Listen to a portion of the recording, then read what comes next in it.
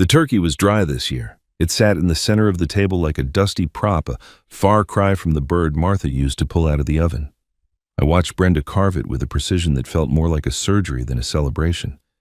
She sat at the head of the table, right where Martha used to sit for 30 years, and she didn't even blink as she handed out the white meat. My name is Russell Hayes. I'm 71 years old, and for 25 of those years I made sure the lights stayed on in the biggest factories in Denver as an industrial electrician. Now I mostly sit and watch the shadows move across the living room walls of a house that doesn't feel like mine. "Pass the gravy, Dad," Craig said. He didn't look up from his plate. My son has a way of looking through people lately, especially since he started working those long hours at the logistics firm. He looked tired. His shoulders were slumped and there was a grayness to his skin that hadn't been there a year ago. I handed him the boat. It felt heavy in my hand. Brenda was talking again, her voice cutting through the sounds of Emma and Lucas arguing over their mashed potatoes. Brenda is a real estate agent, and she talks like she's always trying to close a deal, even when she is just asking for the salt. "I was telling Craig earlier that we should really look at the portfolio again," Brenda said, her eyes flickering toward me for a second before landing back on her husband. "The bank statement for the shared account came in yesterday. I went ahead and filed it away to save you the trouble, Russell." I cleared my throat. The dryness of the turkey seemed to have migrated to my chest. "Thank you, Brenda. I still have a hard time with that online banking stuff." She gave me a smile that didn't reach her eyes. It was the kind of smile you give a child who finally learned how to tie his shoes. "That is why we have the joint account, Dad. It makes things so much easier for everyone. We pay the bills, handle the mortgage, and you don't have to worry about a single thing. It is all about security." Security. That was the word she used 6 months ago when she convinced me to move my entire life into their guest room. $180,000. That was the sum of 40 years of overtime, skipped vacations, and Martha's small life insurance policy.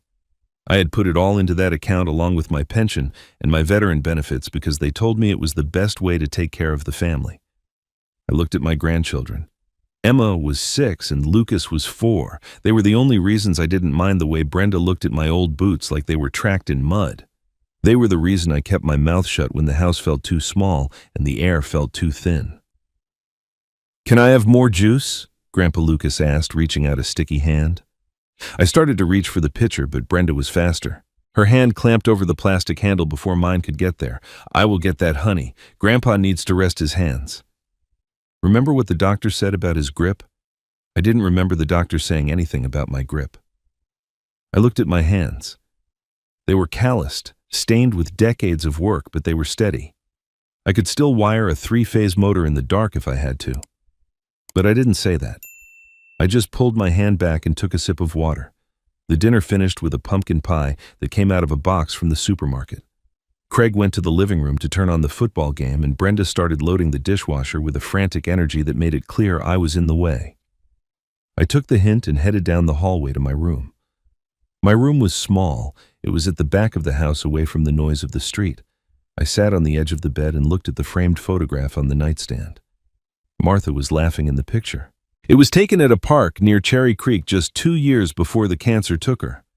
Her eyes were bright and she looked like she had a secret she was about to tell me. I missed her so much, it felt like a physical ache in my ribs. I lay back on the pillows and closed my eyes, letting the sounds of the house fade away. My mind drifted back the way it always did when I was lonely. It went back to 1991, Kuwait. I was 37, then a staff sergeant in a combat engineer reserve unit. The world was nothing but sand and the smell of burning oil. I remembered the night the convoy was hit. The sky was orange, and the sound of the explosions was so loud it felt like it was inside my teeth. I remembered the weight of a young corporal over my shoulder. He was bleeding, his breath coming in ragged gasps against my neck. I had pulled him out of the wreckage of a Humvee that was melting into the road. I didn't know his name then. I just knew that I wasn't going to let him go. "You are going to be okay," I had told him. My voice was a growl I didn't recognize. "No one gets left behind, not on my watch." He had gripped my tunic with a strength that surprised me. "I owe you, Hayes," he had whispered. "I owe you my life." That corporal lived. I went home to Martha and a young Craig. The war became a series of ribbons in a box and a few old friends I eventually lost touch with. But that feeling of brotherhood, of a bond that couldn't be broken by fear or greed, had stayed with me. Family is supposed to be the people who never leave you behind. That was the thought that kept me going through the long shifts at the factory and the quiet years after the kids moved out. It was the thought that brought me to this house in Denver. But as I lay there listening to the muffled sound of Brenda and Craig arguing in the kitchen, I wondered if I had been wrong. The next afternoon, the house was quiet. Craig had taken the kids to a movie, and the sound of the vacuum cleaner told me Brenda was in the upstairs bedrooms. I walked into the living room, my socks silent on the plush carpet. Brenda's laptop was sitting on the coffee table. She had left it open, the screen glowing with a spreadsheet that looked like a maze of red and black numbers. I shouldn't have looked, I knew that, but my name was at the top of one of the columns. I leaned in, squinting at the small text. There were rows of transfers, thousands of dollars moving out of the shared account and into something labeled simply as real estate holding. My pension check had arrived 3 days ago, but the balance on the bottom of the page showed a number that was much smaller than it should have been. A cold prickle started at the base of my neck. I walked over to the built-in desk where the filing cabinet was kept. This was where the paper statements were supposed to be. I reached for the handle, but it didn't budge. I tried again. It was locked. Brenda always kept the key in a small ceramic bowl on the mantel. I walked over and reached inside, but my fingers only found the bowl was empty. "What are you looking for, Russell?" I jumped, my heart thudding against my ribs. Brenda was standing at the top of the stairs, her hand resting on the banister. She wasn't holding the vacuum anymore. She was just watching me. "I was just looking for the bank statements," I said, trying to keep my voice steady. "I thought I might take a look at the numbers." Brenda descended the stairs slowly. Her face was a mask of concern, the kind that feels rehearsed. "Oh, Russell, we talked about this. The paperwork is so confusing these days with all the digital transfers. It just upsets you." "It doesn't upset me, Brenda. It is my money. I just want to see where it is going." She reached the bottom of the stairs and walked toward me. She was smaller than me, but in that moment she felt like she took up the whole room. "We are investing it for the kids' future. We are building a legacy. You trust us, don't you?" I looked at her. I saw the way she held her jaw, the way her eyes darted to the laptop on the table. "Of course I trust Craig. But I think I should have the key to the cabinet." Brenda stepped closer, her voice dropping to a whisper. "Craig is under a lot of stress, Russell. If you start questioning everything we do, it just makes things harder for him. Do you want to be a burden?" The word hit me like a physical blow. A burden. I took a step back. "I just want to know I have enough for my own needs," I said, but even to my own ears my voice sounded weak. "You have everything you need right here," Brenda said. She walked over to the laptop and snapped it shut. The sound was like a gunshot in the quiet house. "We provide the food. We provide the roof. We handle the stress. You just enjoy your retirement." She picked up the laptop and started walking toward the kitchen. "Oh, and by the way, I changed the password on the filing cabinet. It is safer that way. We don't want the kids getting in there and losing something important."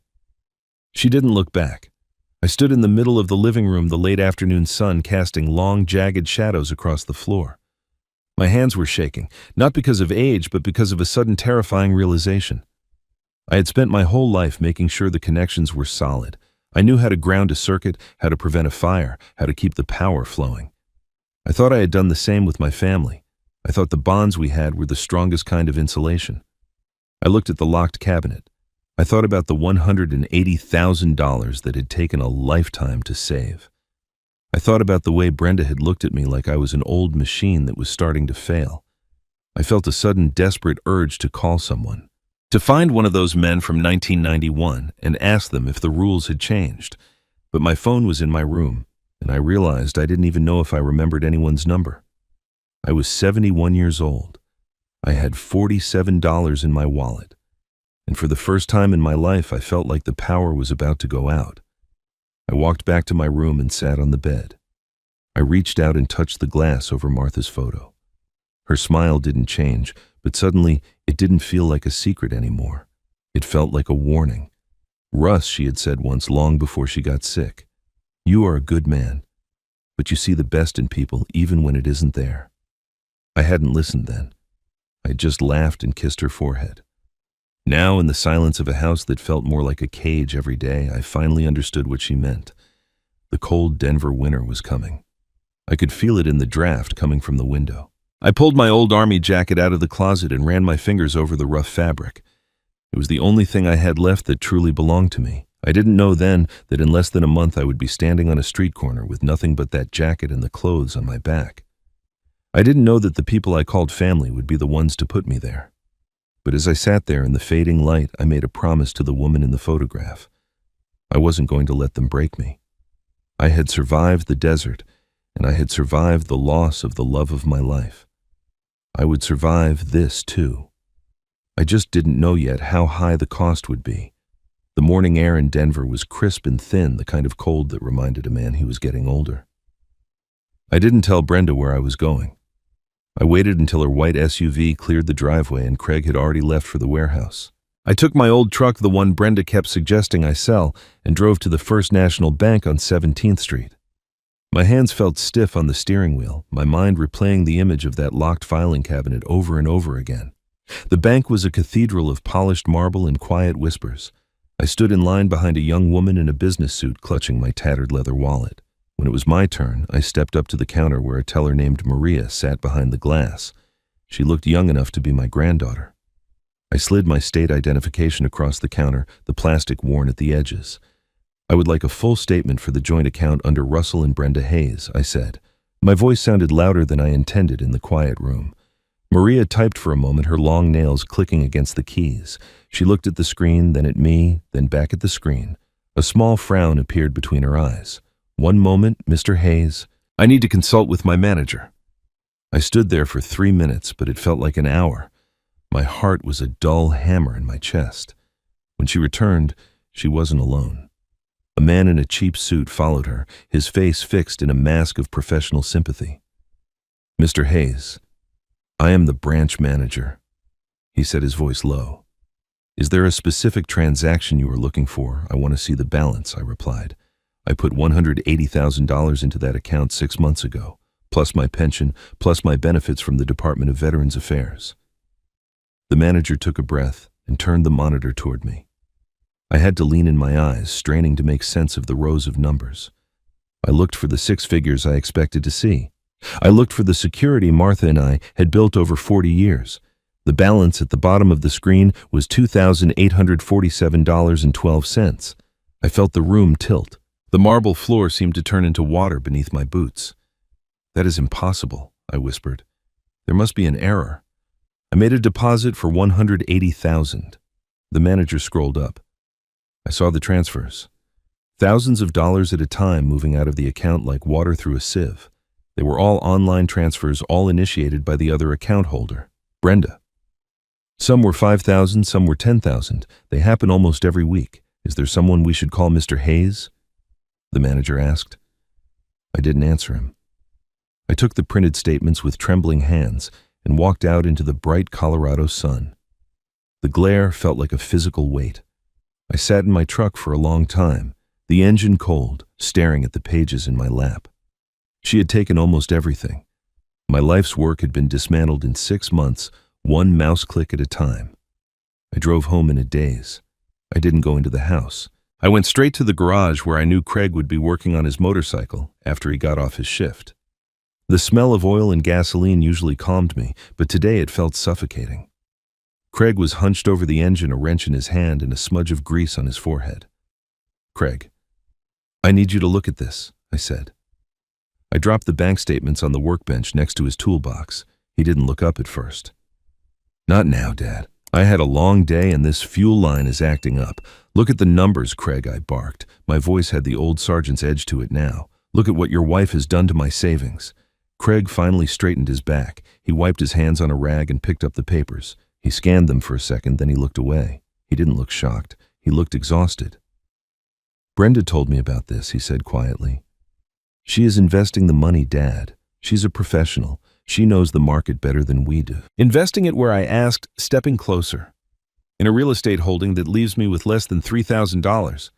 Craig, that was everything. That was the house I sold. That was Martha's insurance.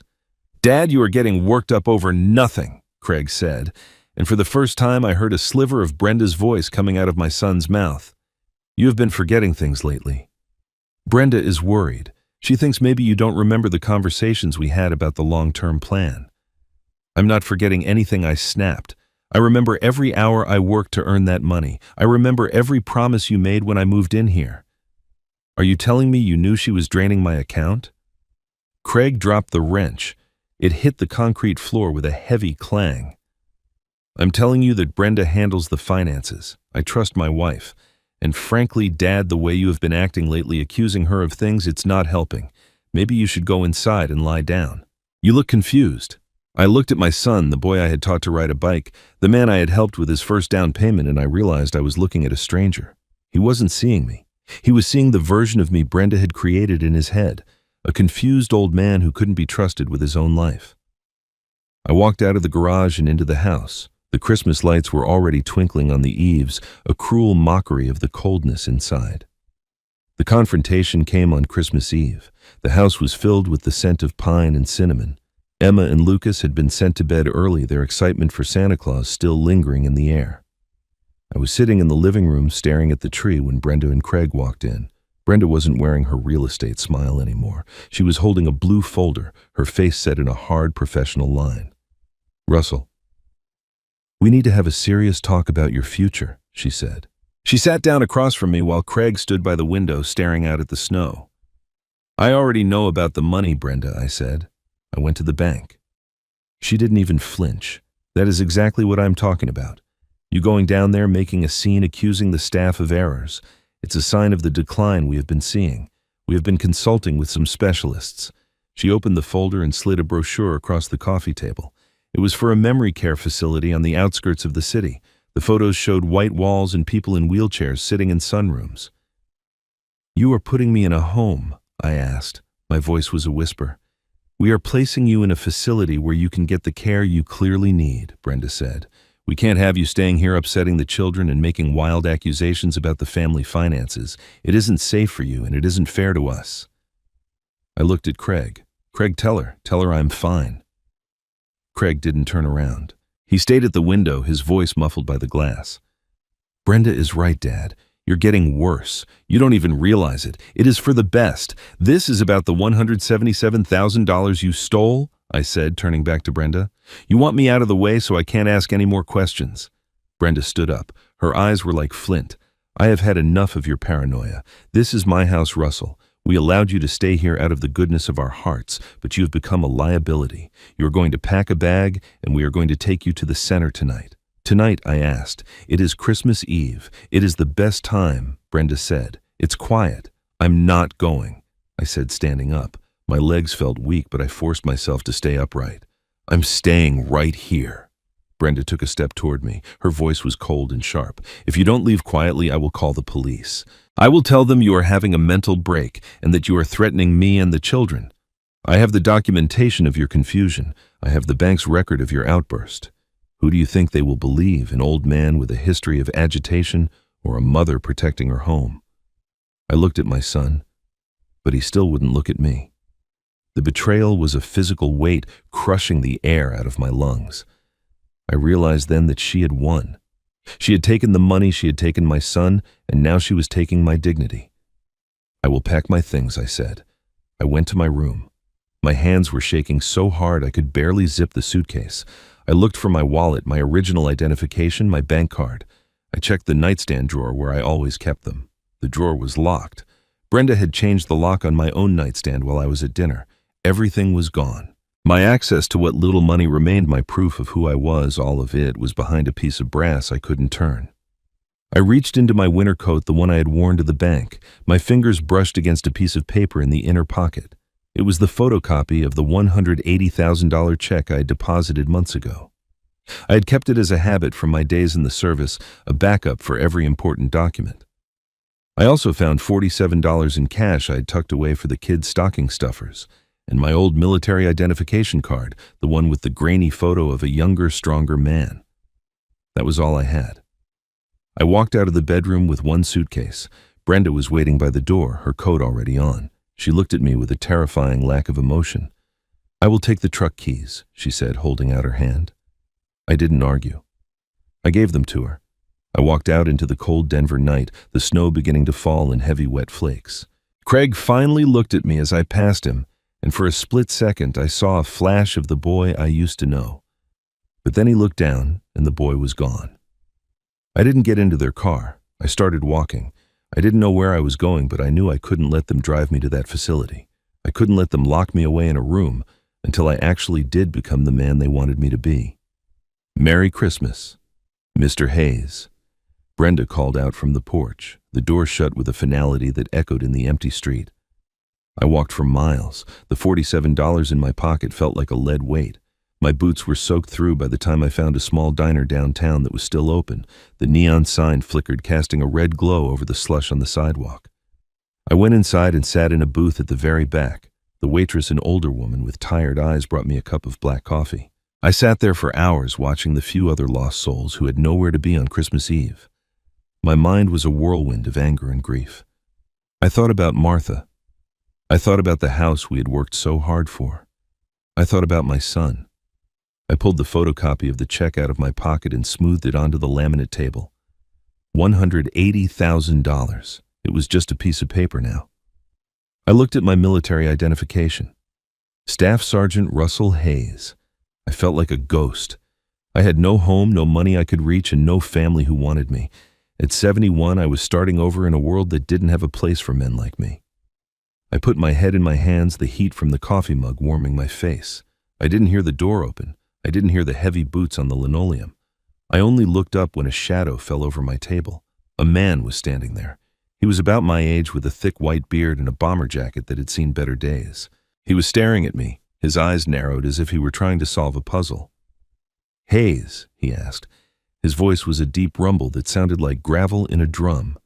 "Russell Hayes." I blinked, trying to clear the exhaustion from my eyes. "I am," I said. "Do I know you?" The man sat down across from me without asking. He leaned in, the light from the neon sign catching the silver in his beard. "Kuwait. 1991, he said. "You were the one who pulled a kid named Powell out of a burning Humvee. You told him no one gets left behind." I stared at him, the memory of the orange sky and the smell of oil flooding back. "Stanley," I whispered. "Corporal Powell." Stanley, Powell smiled, but it wasn't the smile of a corporal. It was the smile of a man who had seen the bottom of the world and climbed his way back up. "I have been looking for you for a long time, Russ," he said. "What the hell are you doing in a place like this on Christmas Eve?" I looked down at the $47 on the table. I looked at the photocopy of the stolen money. I looked at my old friend. I got left behind. "Stanley," I said.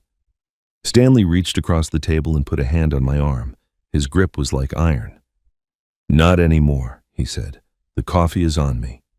Then we are going home." The steam from the coffee mug rose between us, a thin veil over a ghost from my past. Stanley Powell didn't look like the terrified kid I had dragged through the sand 35 years ago. His face was a map of hard miles and deep canyons, but his eyes were sharp and clear. He looked at the photocopy of the check on the table, then at my soaked boots, and he didn't offer pity. He offered a nod. I told him everything. I told him about the house Martha and I had paid off, the way Brenda had smiled while she locked the filing cabinet, and the way my own son had looked at the floor while I was cast out into the snow. I told him about the $180,000 that had vanished into the ether. When I finished, the only sound in the diner was the low hum of the refrigerator and the distant scrape of a snowplow on the street. Stanley leaned back, his bomber jacket creaking. "I spent 2 years under the Colfax overpass after I got back from the Gulf," he said. His voice was steady, like a man describing a weather report. "Heroin, PTSD, a family that stopped picking up the phone because they couldn't stand the sight of me. I was right where you are, Russ, sitting in a booth wondering if the world even knew I was still breathing." I looked at him, trying to reconcile the successful man in front of me with the image of a man under a bridge. "How did you get out?" "I met an old Marine in a shelter," Stanley said. "He told me that blood makes you related, but loyalty makes you family. He helped me get clean. He helped me remember I was a soldier before I was a ghost. 20 years later, I started the Veterans Home Foundation. We have 15 centers across the country now. Housing, legal aid, job placement. We take care of our own." He reached into his pocket and pulled out a business card.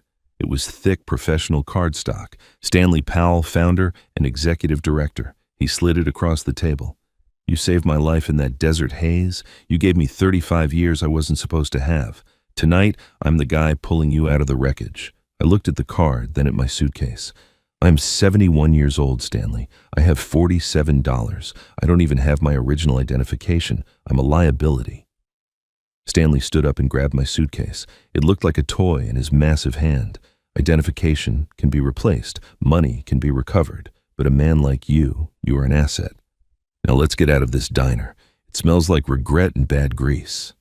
We walked out into the biting Denver wind. Stanley led me to a large black truck that was built for the mountain snow. As we drove through the quiet white streets of downtown, I watched the Christmas lights on the lampposts. They didn't feel like a mockery anymore. They felt like markers on a road I was finally allowed to travel. The Veterans Home Foundation Center wasn't what I expected. I had pictured a crowded gym with cots and the smell of unwashed bodies. Instead, Stanley pulled up to a renovated brick building in a quiet neighborhood near City Park. It looked like a small upscale apartment complex.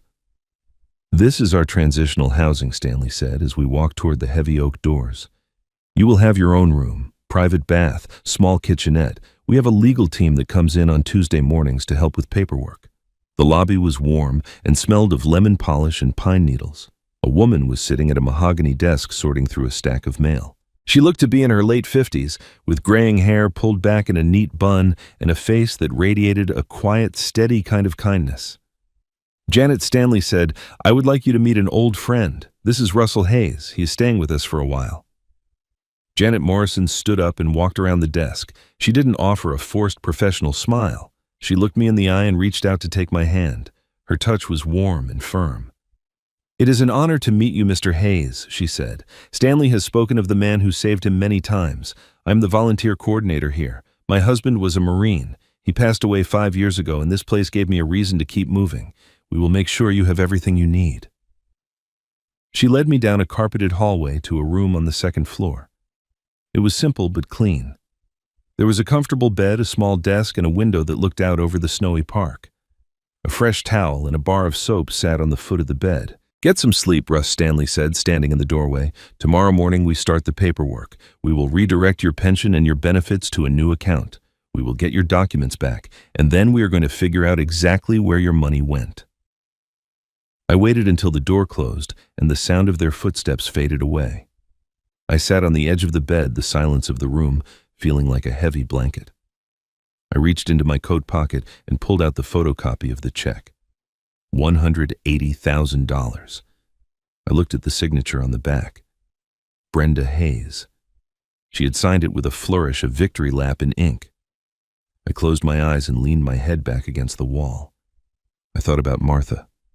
I thought about the warning she had given me, the one I had pushed aside because I wanted so badly to believe in the family I had left. "Russ." I could almost hear her whisper, "You are stronger than you think." I had spent my life as a protector. I had protected the electrical grids of the city, I had protected my unit in the desert, and I had protected a son who had eventually chosen a stranger over his own father. I had allowed myself to become small so they could feel big. I had let them take my dignity because I thought peace was worth the price. I was wrong. Peace without respect is just a slow surrender. I folded the photocopy carefully and placed it on the nightstand next to my military identification. The $47 sat there too, a meager start to a new life. But as I looked at the card Stanley had given me, I felt something shifting inside me. It was that cold, steady thing that had kept me moving through the sand in 1991. "I am 71 years old," I whispered into the quiet room.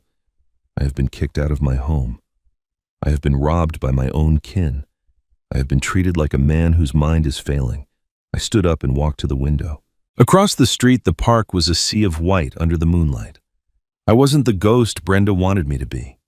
I wasn't the burden Craig thought he had to carry. I was a staff sergeant. I was an electrician. I was a man who knew how to find the break in a circuit and fix it. Brenda thought she had locked me out of my life. She thought she had taken my power when she took my keys. But she had made a fatal mistake. She had forgotten that a man who has nothing left to lose is the most dangerous kind of man to cross. I lay down on the bed, the clean sheets cool against my skin. I didn't feel the exhaustion of the miles I had walked. I felt a sharp, clear focus. Tomorrow, I would begin the process of reclaiming my name. I would find the trail of the money. I would show my son the truth whether he wanted to see it or not. And when the time was right, I would walk back into that house, not as a guest and not as a victim. I watched the snow fall outside the window until my eyes finally grew heavy. For the first time in 6 months, the air didn't feel too thin. I took a deep breath. And for the first time since Martha died, I slept without the weight of the shadows pressing down on my chest. The first week of January in Denver felt like living inside a freezer. The sky was a flat, bruised gray, and the wind whipped off the Rockies with a predatory bite. But inside the legal office of the Veterans Home Foundation, the air was warm and smelled of vanilla tobacco and old paper. I sat across from David Ortiz, a man who looked like he had been carved out of a piece of oak. He didn't waste time with small talk. He leaned over his desk, his glasses perched on the end of his nose, and looked at the photocopy of the check I had carried in my pocket like a talisman. "This is a clean deposit, Mr. Hayes," David said, his voice a calm baritone. $180,000 into a joint account. The law in Colorado is clear about the rights of account holders, but there is a line where joint access becomes conversion of funds, especially when one party is 71 and being told they are mentally unfit. I leaned forward, my hands resting on my knees. I'm not unfit, David. I can still tell you the difference between a neutral wire and a ground in a dark basement. I can tell you exactly how many hours it took to earn that money. David nodded, scribbling something on a yellow legal pad. We have already started the process to reissue your state identification. Since you had your military card, it made the verification at the DMV much smoother.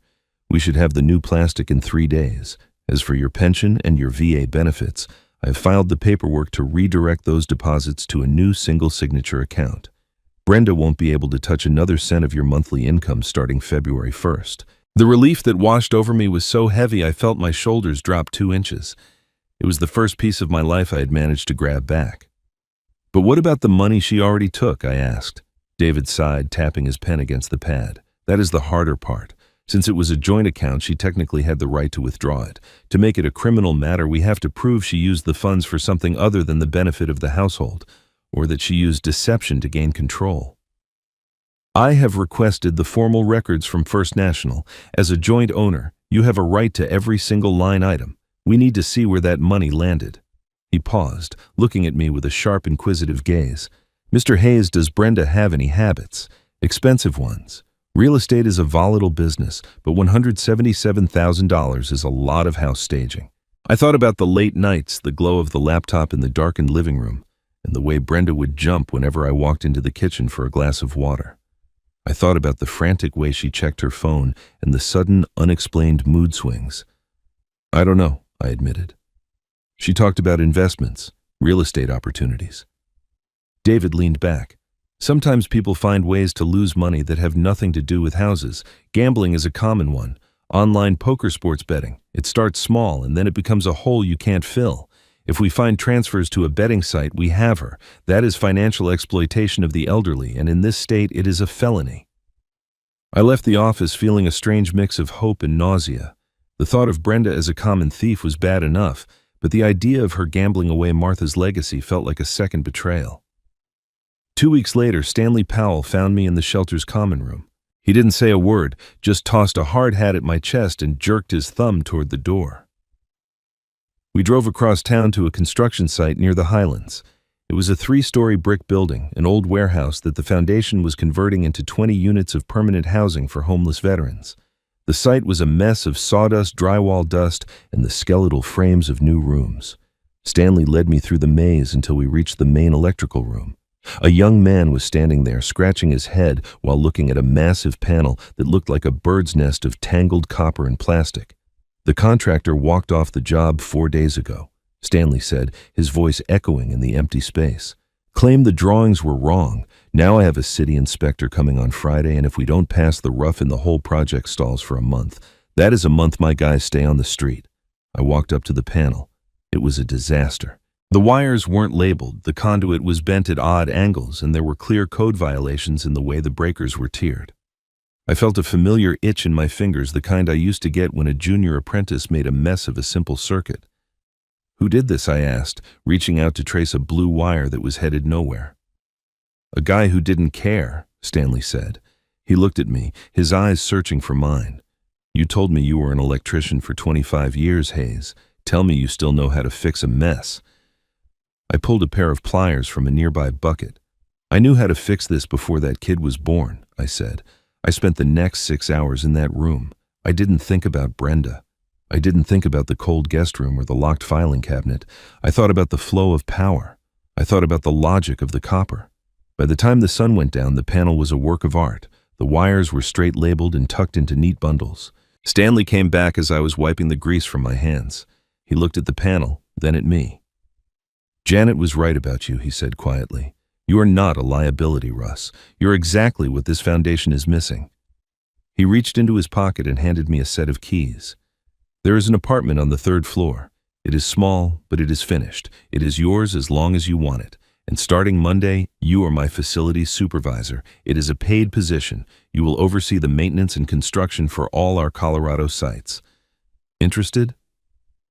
I looked at the keys in my palm. They were heavy cold, and they represented something I thought I had lost forever. My own place.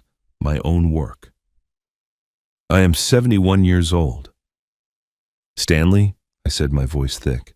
I don't care if you are 101, Stanley barked. I need a man I can trust. Do you want the job or not? I want the job, I said. The following Monday, I was standing on the sidewalk outside the new site holding a clipboard and supervising a crew of 4 younger men.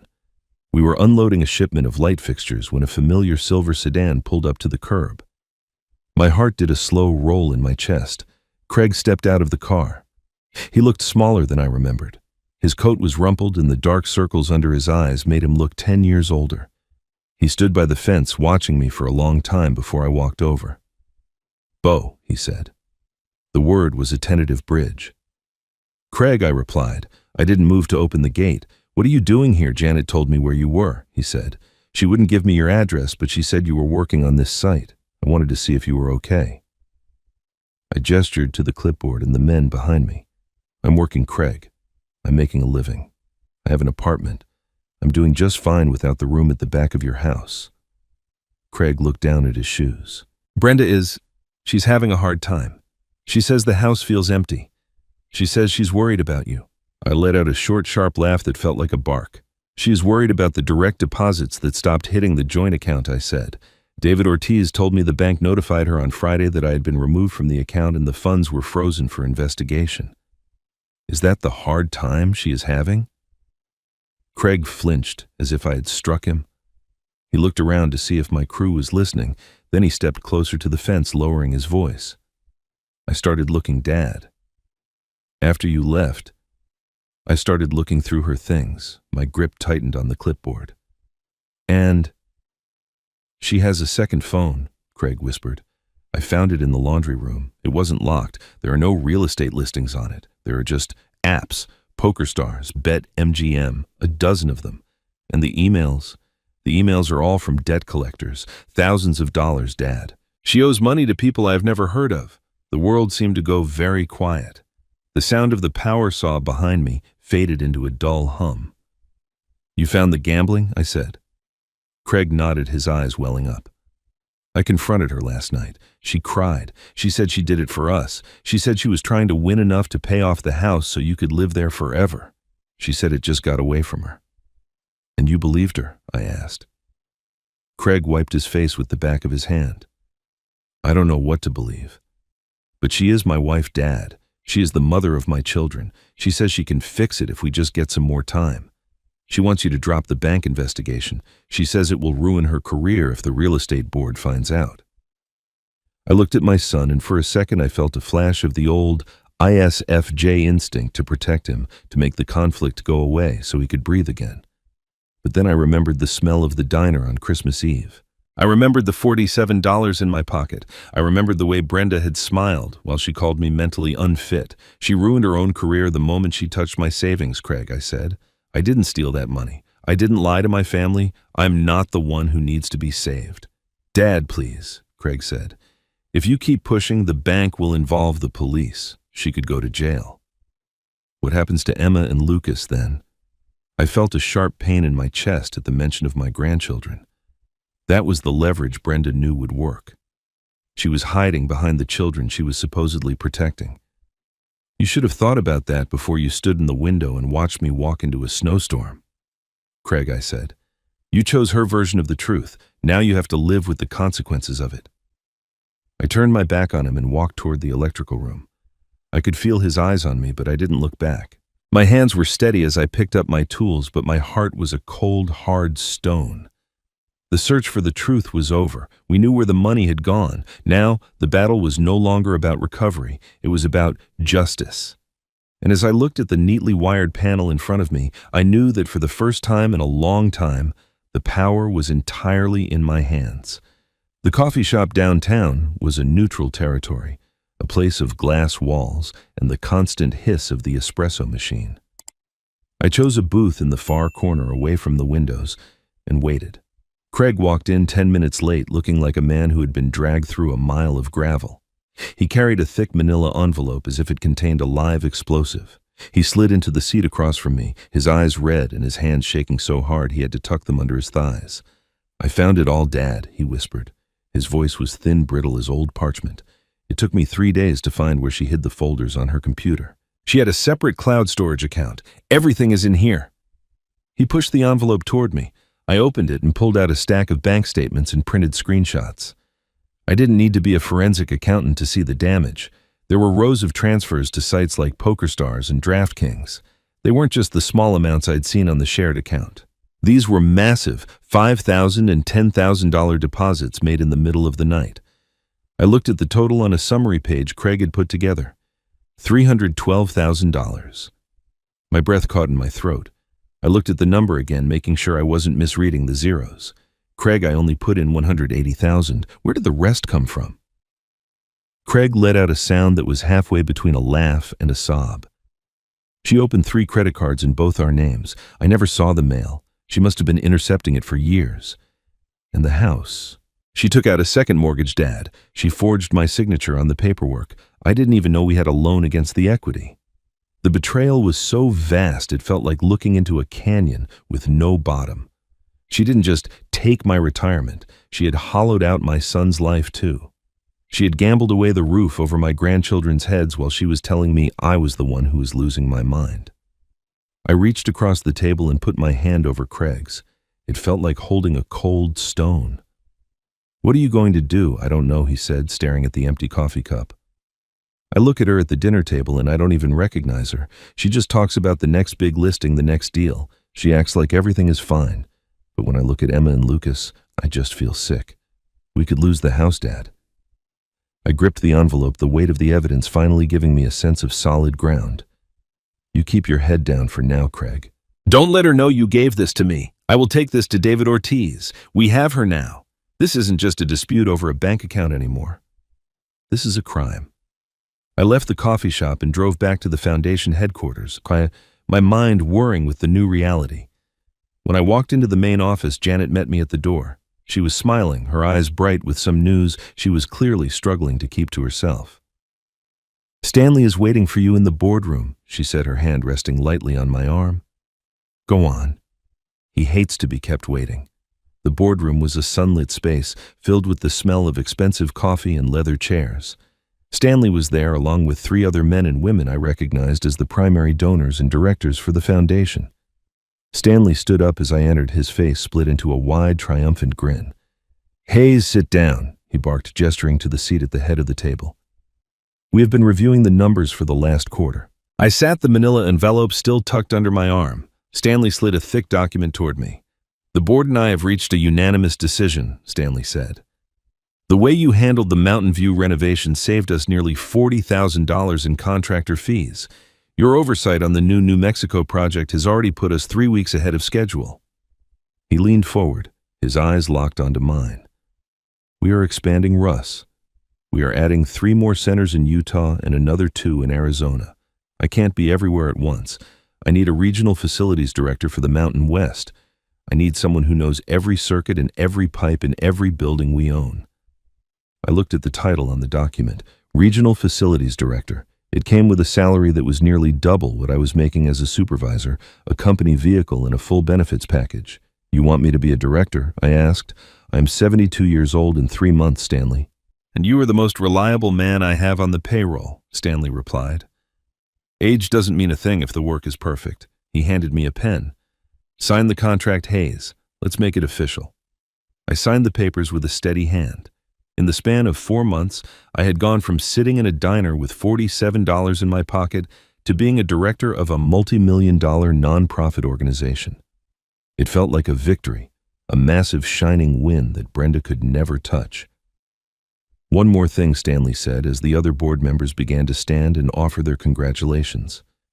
"The annual charity gala is coming up in 6 months. It is our biggest night of the year. The governor will be there. The city elite will be there." He paused, a softened look appearing in his eyes. "I want to present you with the Veteran Service Award that night, Russ. I want the world to see what a man can do when he refuses to be counted out." I thought about the gala. I thought about Brenda, who spent her life trying to network with the very people who would be in that room. I thought about the way she had looked down at my work boots and told me I didn't belong in her world. "I would be honored, Stanley," I said. That evening I sat in my new apartment looking out at the city lights. I had the promotion. I had evidence of Brenda's fraud. I had my son back on my side. It felt like the battle was over. I felt a sense of peace I hadn't known since Martha was alive. I even allowed myself to imagine a future where Brenda was gone and I was spending my weekends taking Emma and Lucas to the zoo. I didn't know then that Brenda was already moving. I didn't know that she had found the hidden folders on Craig's computer and realized the game had changed. I was celebrating a victory that was only a temporary truce. I poured myself a glass of water and stood by the window, the regional director contract sitting on the table behind me. I felt strong. I felt seen. I felt like the man I was always meant to be. But in the shadows of the beautiful house on the other side of town, the woman who had taken everything was preparing her counterattack. And she wasn't going to target my money or my career. She was going to target the only thing I had left that truly mattered. She was going to target my grandchildren. The pride I felt from the promotion was a warm coat against the Denver wind, but it didn't last. A week later, the air changed. It started with a phone call from Craig on a Tuesday evening. His voice was a thin wire about to snap. He told me he had left his laptop open on the kitchen island, the files about the gambling and the elder abuse laws still visible on the screen. He said Brenda hadn't screamed. She hadn't cried. She had just looked at him with a silence that felt heavier than any shout. That was the moment the predator stopped hiding. Brenda didn't panic because she was already 5 steps ahead. She knew that if I stepped onto that stage at the gala, if I became a public figure for the foundation, her window to silence me would close forever. The first blow landed on a Thursday afternoon. I was at the construction site on Federal Boulevard checking the load calculations for the new heating system when my phone buzzed. It was Mountain View Elementary. The receptionist sounded flustered, her voice competing with the background noise of bells and children. "Mr. Hayes, you are still listed as an emergency contact for Emma and Lucas," she said. "There is a situation in the main office. Your daughter-in-law is here and she is requesting a formal change to the pickup authorization." I didn't wait to hear the rest. I dropped my clipboard and was in my truck before the call ended. 10 minutes later, I walked through the heavy glass doors of the school. The hallway smelled of floor wax and old tater tots. When I reached the front office, I saw Brenda sitting in a small plastic chair.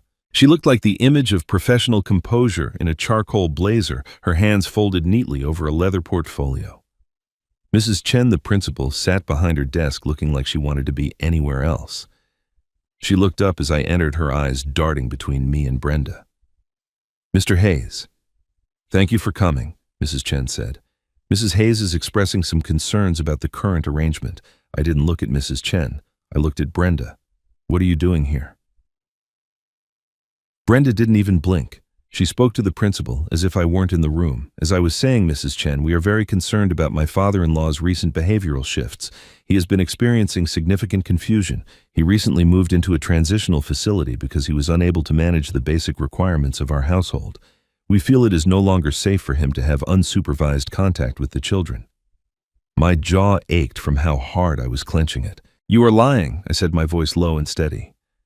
"I moved out because you stole my savings and tried to lock me in a nursing home." Brenda gave the principal a sad, knowing look. You see the agitation, the paranoia. He believes everyone is out to get him.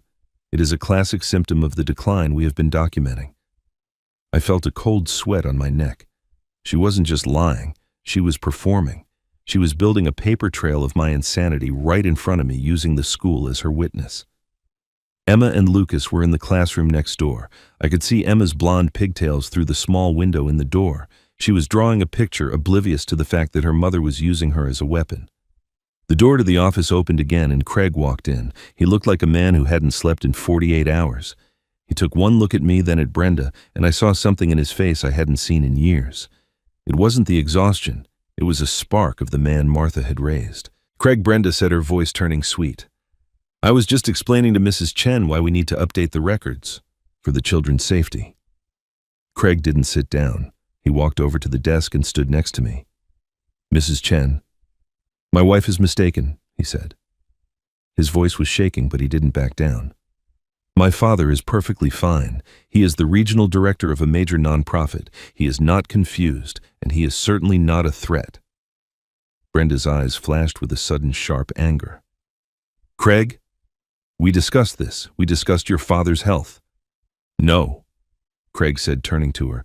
"You told me what to think. You told me he was sick while you were draining his bank account to pay for your gambling debts. I have the records, Brenda. I gave them to him." The silence that followed was absolute. Mrs. Chen looked like she wanted to crawl under her desk. Brenda's mask didn't just crack, it shattered. Her face twisted into something ugly and hard. "You think you are so smart, Craig?" she hissed, her voice dropping so the principal wouldn't hear. "You think you can just choose him and keep everything? You have no idea what I can do to this family." She stood up and walked out of the office without another word. The scent of her expensive perfume lingered in the air like a stain. That night, I sat in my apartment staring at the phone on my kitchen counter. I knew it was coming. The ultimatum arrived at 10 o'clock. Russell, Brenda said when I picked up. Her voice was as cold as a mountain stream. "I'm going to make this very simple for you." I listened, my hand tightening on the edge of the table. "I know about the gala," she said. "I know about the award. You think you're going to stand up there and play the hero. But if you do, I will burn that foundation to the ground. I will file a formal complaint with the state board. I will say that Stanley Powell is exploiting a mentally unstable veteran for publicity. I will drag your friends through the mud until the donors run for the hills." "You wouldn't dare," I said. "It would ruin you too. I have nothing left to lose, Russell. You and Craig saw to that, but I can still take things away from you. If you don't disappear, if you don't drop the bank investigation and resign from that job, I will take the children. I will file for sole custody and I will make sure you and Craig never see them again. I will tell the court he is an enabler to a dangerous, delusional old man." She paused and I could hear her breathing on the other end. "You have 48 hours to decide what matters more, your pride in that silly award or your grandchildren. Don't test me. I have already started the paperwork." The line went dead. I stood there in the dark, the silence of the apartment pressing in on me. I looked at the award nomination on the table. I looked at the photo of Emma and Lucas I kept by my bed. Brenda was a realtor. She knew how to sell a story. She knew that in a court of law, a mother's word carried weight, and she had spent months priming the pump. She was willing to destroy the one place that had saved me. She was willing to destroy Stanley's legacy. She was willing to break my son's heart and keep those children in a house of lies just to win. The fear I felt wasn't for myself. It was for the people who had stood by me when I was nothing. I was a staff sergeant. I was a protector. And now the woman who had stolen my past was threatening to steal the future of everyone I loved. I walked to the window and looked out at the lights of Denver. 48 hours. It was a lifetime and a heartbeat all at once. I felt like I was back in the desert, surrounded by a storm I couldn't see through, waiting for the first explosion to tell me which way to run. I didn't have a plan. I only had the weight of the betrayal and the knowledge that for the first time in 72 years, I was truly terrifyingly alone. The ticking of the clock on my kitchen wall sounded like a hammer hitting a nail over and over, marking the rhythm of my own defeat. I had spent 24 of the 48 hours sitting in the same armchair watching the light crawl across the hardwood floor and then retreat into shadow. My phone sat on the coffee table, silent and heavy. I thought about Stanley. I thought about the 20 centers he had built, and the thousands of men who finally had a roof because of him. If I stayed, Brenda would pour poison into the ears of every donor and every board member until the foundation withered.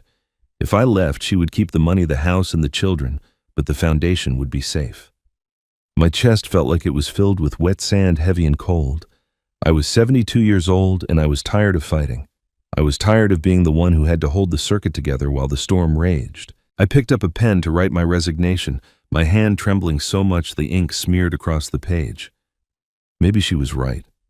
Maybe I was just a relic, a man who didn't understand the modern world where lies carried more weight than a lifetime of honest work. I felt small. I felt like the ghost I had been in that diner on Christmas Eve, a man with $47 and nowhere to go. I looked over at the small table by the window where I kept Martha's photograph.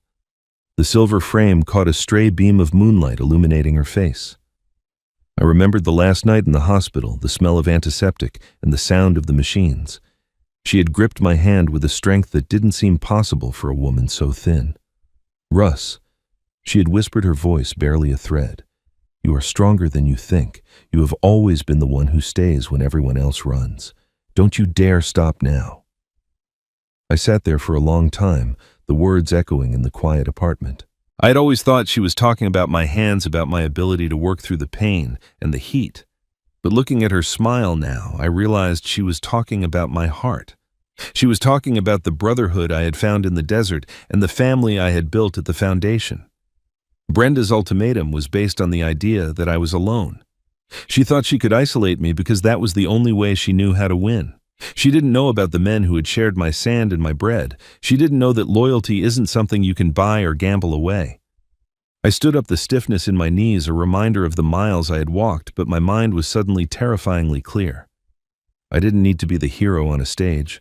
I just needed to be the man who didn't leave his post. I grabbed my keys and my coat. It was 3 o'clock in the morning, the city of Denver quiet and blue under the streetlights. I drove to the foundation headquarters, the black truck humming as I climbed the hills. Stanley was already there.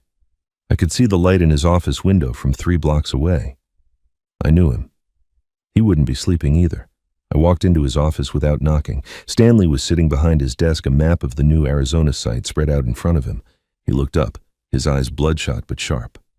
I told him everything. I told him about the phone call, the threats to the foundation, and the leverage she was using with the children.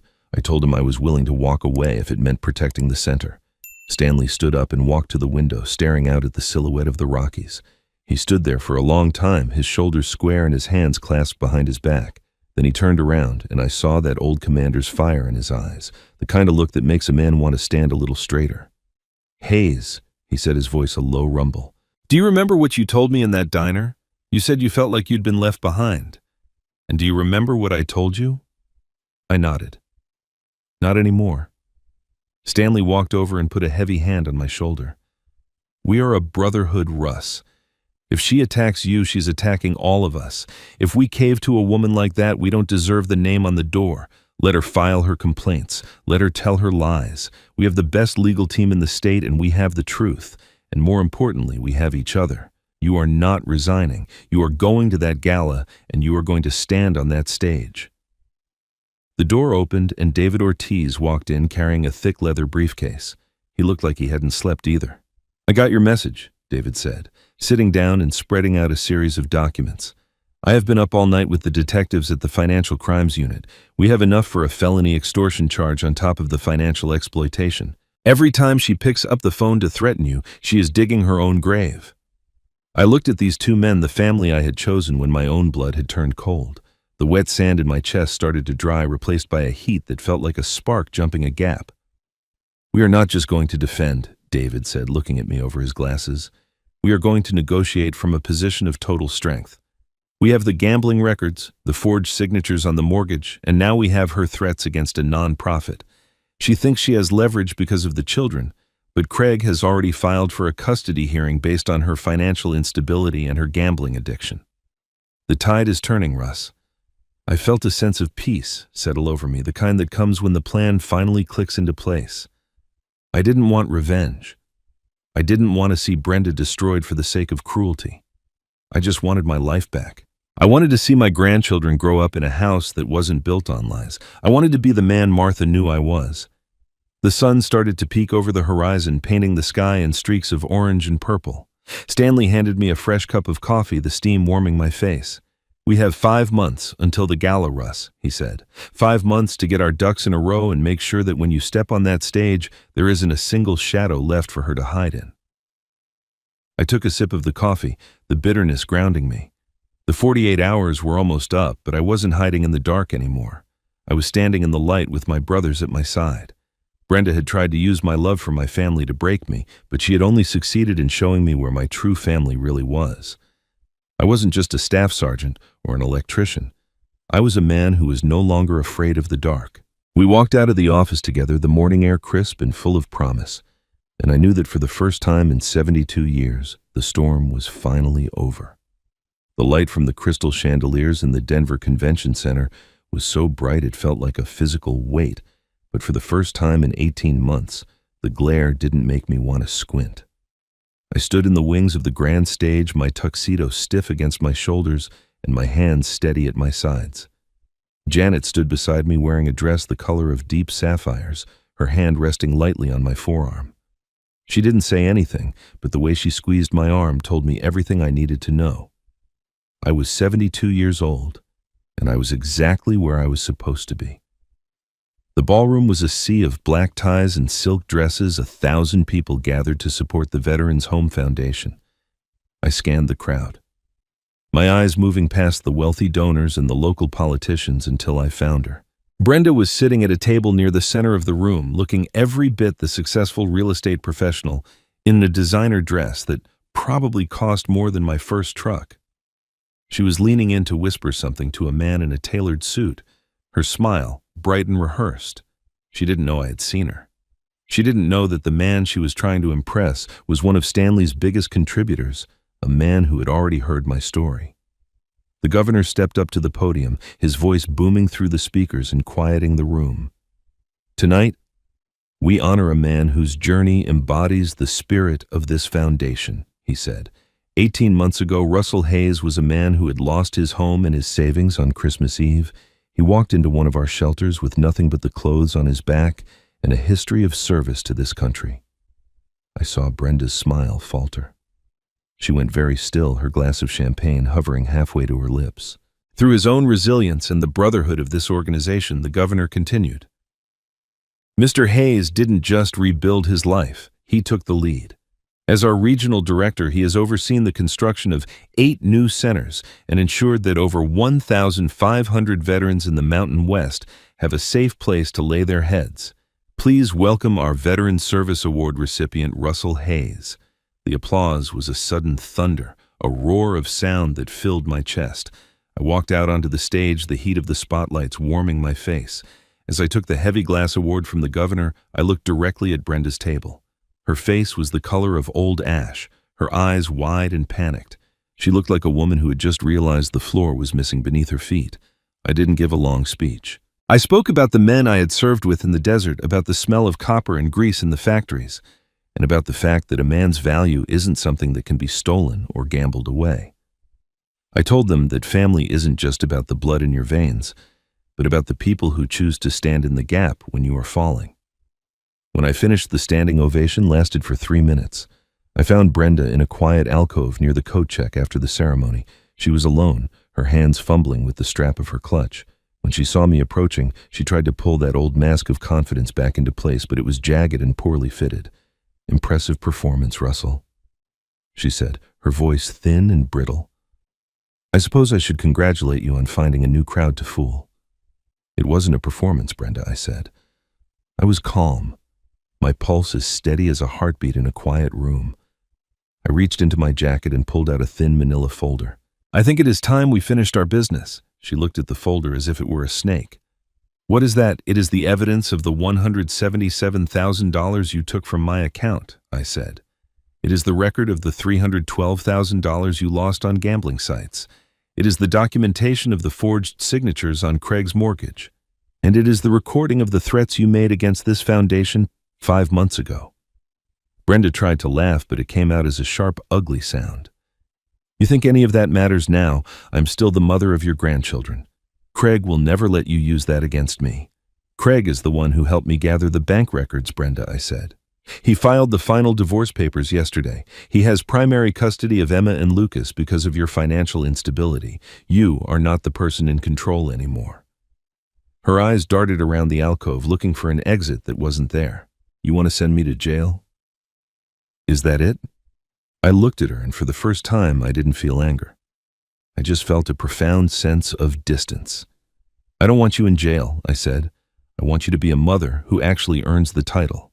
David Ortiz has prepared a settlement agreement. You will liquidate your remaining assets, including your vehicle and your retirement accounts. It comes to roughly $65,000. You will return that money to me. You will honor the custody arrangement and never interfere with my relationship with the children again. And if I don't? She hissed. Then this folder goes to the district attorney and the Colorado Real Estate Board tonight, I said. You will lose your license and you will face felony charges for financial exploitation of the elderly and extortion. You have 10 minutes to decide if you want to keep your career or your pride. She looked at me for a long time, her breath coming in shallow gasps. She looked for a weakness, a crack in the circuit she could exploit, but she found nothing. I was 72 years old, and I was fully grounded.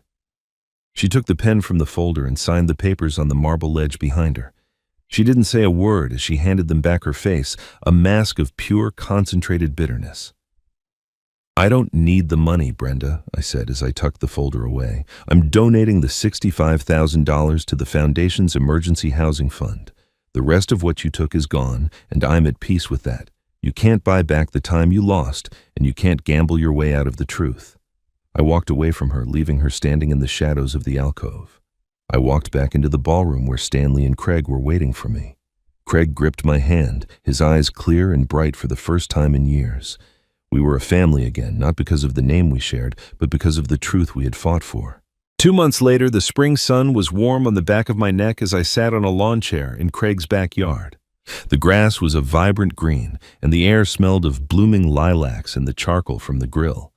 Emma and Lucas were running through the sprinkler, their laughter a bright silver sound that made the world feel new. Janet sat beside me, sipping a glass of iced tea. She looked at the children and then at me, her smile gentle. You look happy, Russ, she said. I am, I replied. I looked up at the blue Denver sky and thought about Martha. I thought about the way she used to tell me I was stronger than I knew. I finally understood that she wasn't just talking about my ability to endure. She was talking about my ability to begin again. Grandpa Lucas shouted, running over to me, dripping wet and shivering with joy. Are you staying for dinner? I looked at my grandson, at his bright eyes and his toothy grin. I looked at Craig, who was flipping burgers and laughing at a joke Stanley had just told. I looked at the house that was finally a home again. Yes, I said, pulling the boy into a hug. I am staying. I'm not going anywhere. The turkey was dry that Christmas 2 years ago, and the house had been filled with a coldness that felt like death. But as I sat there in the spring light, surrounded by the people who had chosen to stand by me, I realized that the power hadn't just been restored. It had been transformed into something that would never go out again. I was 72 years old. I was a veteran. I was a director. And for the first time in my life, I knew exactly what it meant to be home. The morning light in the new vocational wing of the Foundation's Denver East Center smelled of fresh drywall and the ozone sting of a soldering iron. I watched Sarah, a 28-year-old former Army medic, staring at a junction box like it was an unexploded device. Her hands, scarred from a Humvee fire in a province I couldn't pronounce, were trembling just enough to make the copper wires dance. She didn't see me standing in the doorway. She only saw the tangle of red and black leads that refused to make sense. I didn't offer to take the pliers. I just leaned against the doorframe, my own hands tucked into the pockets of my canvas work jacket. You have the ground wire tucked behind the hot lead, I said quietly. The voice wasn't a director's command. It was the steady vibration of a man who had spent 40 years looking for the break in the line. If you leave it there, the whole system just hums with static. It never finds its way home. Sarah jumped her shoulders, hitting the ladder. She wiped a smudge of gray dust across her forehead, her eyes reflecting the same hollowed-out look I'd seen in my own mirror 18 months ago. I'm just trying to make it light up, Mr. Hayes," she whispered. "My dad says I'm wasting my GI Bill on this. Says a girl with my nerves should stick to something that doesn't bite back." I walked over and picked up a scrap piece of 14-gauge wire from the floor. I began to strip the plastic casing, the silver bright copper emerging clean and ready. "Your nerves aren't the problem, Sarah. It's the story you're telling yourself while you're holding the tool. You think you're a broken circuit because someone told you the power was gone." I handed her the wire. I remember a woman who thought I was a liability because I was 71. She thought that because I was old, I was easy to dim. She didn't realize that the oldest wires are often the ones that carry the most current because they've been tempered by the heat. Sarah took the wire, her grip tightening. "My family, they don't look at me anymore," she said, her voice dropping to a jagged edge.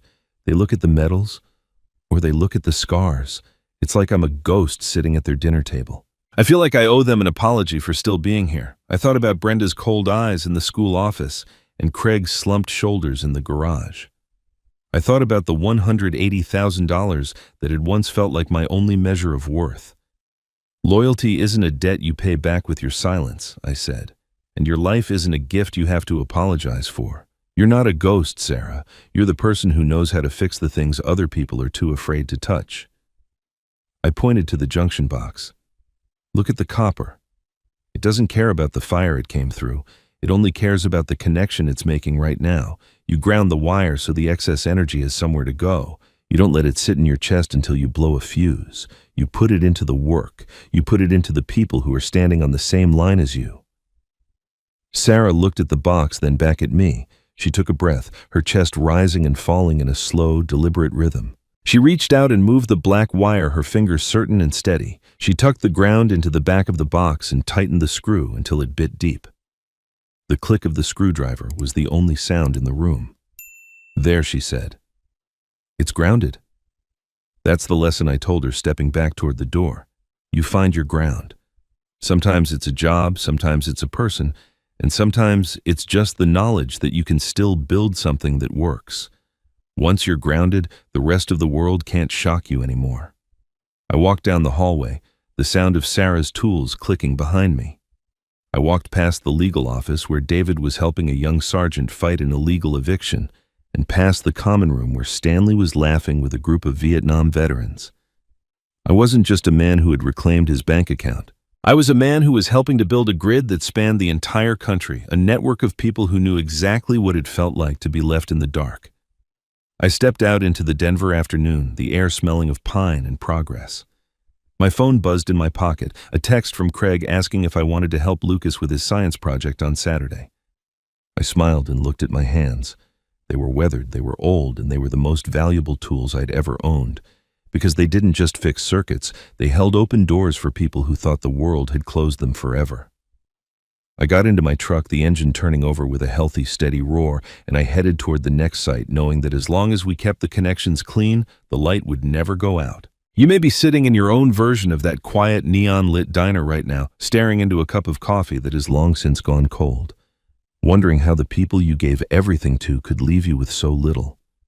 You might be feeling the weight of years spent building a life for others, only to find yourself standing on the outside of your own front door, looking in at a world that no longer seems to have a place for you. But if there is one thing you must take from the journey of Russell Hayes, it is the fundamental truth that your worth is not a fluctuating currency controlled by the greed or the cruelty of those around you. You are not a burden because you have grown older, and you are not obsolete because your hands have moved from the heavy lifting of labor to the quiet steadying of the next generation. You must realize that the most dangerous lie you can ever believe is the one that tells you it is too late to change the ending of your story. The betrayal of a child or a family member is a specific kind of cold that starts in the marrow of your bones and works its way out. When you spend decades changing diapers, working double shifts, and sacrificing your own dreams so that someone else can have a stable foundation, the realization that they see you as a source of revenue rather than a human being is a trauma that can silence a person's spirit. You might be making excuses for them right now, just as Russell did in those early months in Denver. You might be telling yourself that Brenda is just stressed, or that Craig is just busy, or that the investments they talk about are truly for the family's benefit. But you have to look at the locked cabinets in your own life. You have to look at the moments when you are told that your memory is failing simply because you are asking questions that someone doesn't want to answer. Gaslighting is the tool of the weak, used to make the strong feel unstable, and the first step toward your reclamation is trusting your own eyes and your own history. You know what you built, you know what you earned, and you know the difference between a family home and a counting house. You have been taught that family is a bond of blood that demands an absolute silent endurance of pain. But you have to understand that loyalty without respect is not love, it is a hostage situation. When Russell sat in that guest room at the back of his son's house, he wasn't just losing his money, he was losing his sense of self, because he allowed his love for his son to become a shield for his daughter-in-law's exploitation. You might find yourself in a similar position making excuses for the people who hurt you because you remember the children they used to be or the promises they once made. But you have to see that a person who uses your history as a weapon against your future is not acting out of love. They are acting out of a desperate need for control. You have the right to set a boundary that says your kindness is not a weakness and your silence is not a blank check for their greed. True duty is not about being a doormat. It is about maintaining the integrity of the values you spent 70 years living by. Consider the metaphor of the joint account that defined so much of Russell's struggle. You may not have a bank account being drained by a gambling addiction, but you might have an emotional joint account that is being emptied by people who take your peace, your time, and your dignity without ever making a deposit of their own. You have to be the one to change the password to your own spirit. You have to be the man or woman who realizes that you cannot fix a broken circuit in someone else if they are intent on causing a short. Protecting yourself from the people who should have protected you is not a betrayal of family. It is an act of ultimate loyalty to the life you have worked so hard to build. You do not owe your life to those who seek to hollow it out. You must realize that the joint nature of a relationship requires two people to contribute, and if you are the only one putting in the work, while they are the only ones taking the rewards, the account is already bankrupt. You also have to confront the fear of starting over. There is a specific kind of terror that comes with realizing you are 72 years old, or 65, or even 50, and the foundation you thought was solid has turned to dust. You might feel that you don't have enough time left to rebuild, that the miles you've already walked have left you too tired for a new path. But you have to look at the tools you already carry in your belt. Russell didn't become a director because he was lucky. He became a director because he had 40 years of experience, a steady hand, and the wisdom to know how things work under the surface. You have a lifetime of skills, a reservoir of resilience, and a perspective that the young and the greedy can never replicate. Your age is not a countdown to irrelevance. It is a credential that proves you have survived every storm that tried to break you. Think about the industrial electrician inside yourself. You know how the world is wired. You know where the power comes from. Do not let someone who hasn't even learned how to change a fuse tell you that you are obsolete. The concept of the chosen family is perhaps the most vital lesson for anyone standing in the cold. We are told from birth that blood is thicker than water, but in the reality of a harsh winter, water is what keeps you alive, and blood can sometimes be the very thing that freezes you in place. Stanley Powell was not Russell's brother by birth, but he was his brother by the shared dust of a desert and the shared reality of the bottom of the world. You have to be open to the people who see you for who you are right now, not who you were 30 years ago.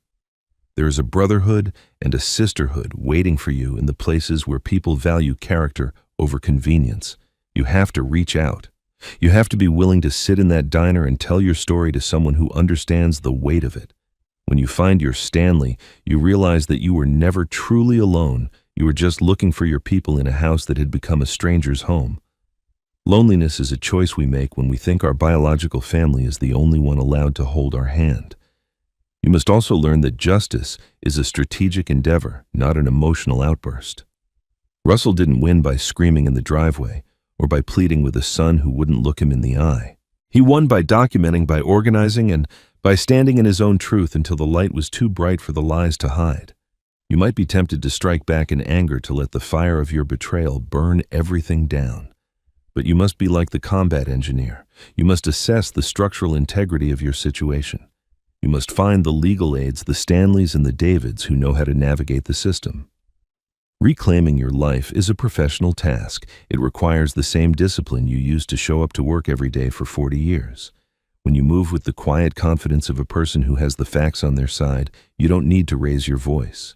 The truth has a frequency that vibrates through the floorboards of even the most expensive houses. And eventually the people who stole from you will realize they are standing on a foundation made of glass. Think about the way Russell handled the final confrontation at the gala. You might want the satisfaction of seeing your enemies in chains, of watching them lose everything in a public display of vengeance. But you have to see that true justice is not about their destruction. It is about your restoration.